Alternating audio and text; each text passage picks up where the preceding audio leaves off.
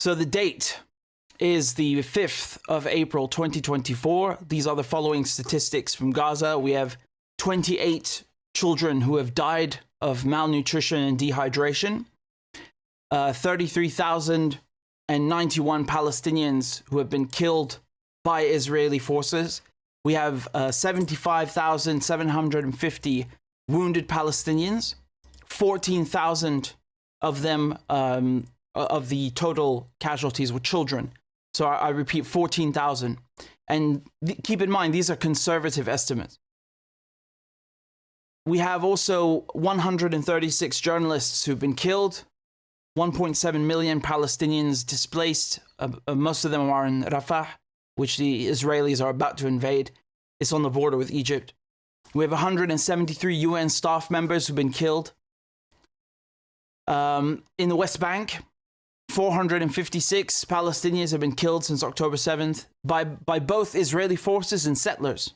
I mean, what's the difference? But it's worth pointing out, right, that if you're an Israeli settler, even if you're not in the military at the moment, you could just murder a Palestinian. And the army, you're not only protected, the army are literally protecting you, literally. They're shadowing you, meaning they're walking behind you in uniform to protect you while you commit murder. It's incredible.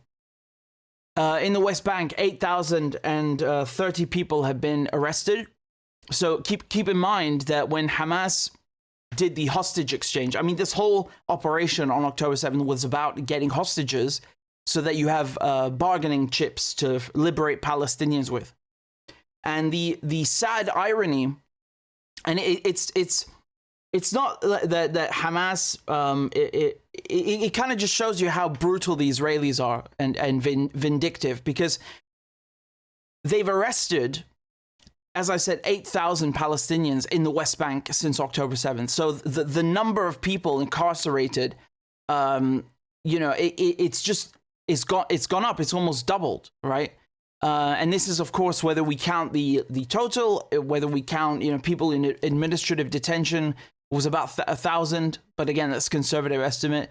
But in addition to all the Palestinians incarcerated, now we have another 8,000. So even if Hamas, for example, free 1,000 Palestinians, Israel have gone and made sure that now there's 8,000 other people that are in prison, and it's just sick. Let me remind you that Hamas have freed only Palestinians in the West Bank.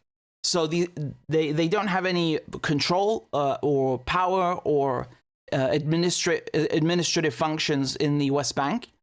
And that has been a driving force in growing their popularity, because, I mean, they didn't do it for popularity, but the fact that they're liberating people that are over there in the West Bank, it's helped solidify their support, not just among Arabs or the world, but in Palestine itself. It's united Palestinians, because, Hamas are technically not even their government, but they're still working to liberate them.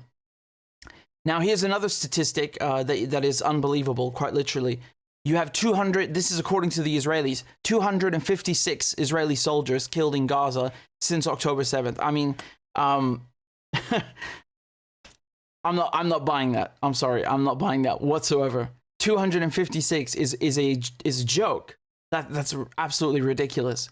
I'll just remind you that every time there is a statistic, a harrowing statistic, saying that 14,000 children have been killed, what the American press do is they immediately, and the British press is, they immediately go and say, oh, well, that's from the Hamas-run health ministry. What kind of writing is that?